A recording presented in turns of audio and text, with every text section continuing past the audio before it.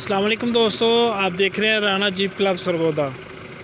ये Toyota RKR है जी, 1986 model. बहुत प्यारी गाड़ी है। अलॉय टायर बड़ी अच्छी कंडीशन में है। टोयोटा 3B का पेट्रोल इंजन है। 4x4 इसमें चालू है। ठीक है जी, ये देखने गाड़ी की लुक आपको समझ आ रही होगी। इसकी स्टपनी पड़ी हुई है, स्टपनी हमने नहीं लगाई अभी।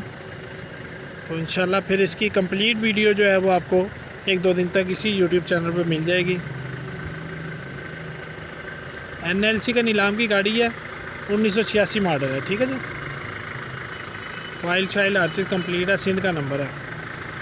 अब 2015 की रजिस्टर्ड गाड़ी है।